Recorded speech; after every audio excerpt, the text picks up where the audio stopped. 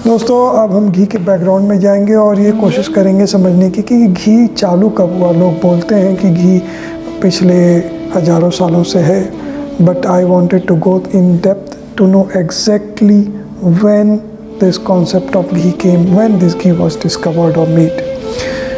तो रिसर्च करके पता चला कि घी सबसे पहले ऋग्वेद में इस वर्ड का यूज़ हुआ। इसका एक संस्कृत वर्ड था घृतम।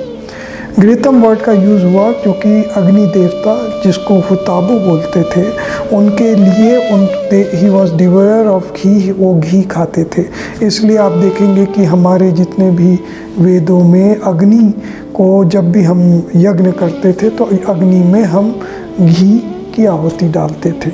सो उस ज़माने में अगर यज्ञ होते थे और उसमें घी डाला जाता था तो एक सबसे बड़ा प्रूफ है कि घी तब मौजूद था, तब यूज़ होता था और वो सबसे पवित्र चीज़ों में माना जाता था। इसलिए वो घी हवनों में घी की आहुति डाली जाती थी। और यही शो होता है कि उस ज़माने से उस वेदों में हमारे घी का वर्णन था।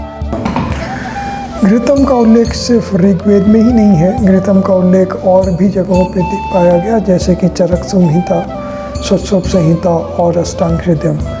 इन तीनों में घी घृतम को लेके पूरा डिटेल है, उनके क्या बेनिफिट है, कैसे यूज़ करना चाहिए, और आयुर्वेद में उनका पूरा डिटेल दिया हुआ है।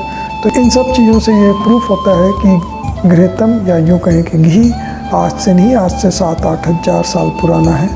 और ये हमारे लाइफ का, हमारे ट्रेडिशन का, हमारी संस्कृति का एक ऐसा हिस्सा है जिसको हम छोड़ नहीं सकते, या यूँ कहें कि हमारे डे टू डे लाइफ का एक बहुत इम्पॉर्टेंट हिस्सा है। ये प्रूफ है कि हम जिस चीज़ के बारे में बात कर रहे हैं, ये one of the most purest and one of the most oldest thing was used in our day to day life. Ayurveda में घी के विस्तार से विवरण है कि कहाँ कहाँ यूज़ हो सकते हैं। इससे आपके पेट का डाइजेशन इम्प्रूव हो सकता है, स्किन के एलिमेंट्स ठीक हो सकते हैं, आपके और भी जितने भी इम्यूनिटी इम्प्रूव कर सकता है, इवन वेट लॉस में भी हेल्प कर सकता है। इसके सारे डिटेल, या यूँ कहें कि हमारे बॉडी के दोषों को दूर करने में घी का बहुत ज़्यादा उपयोग किया गया है।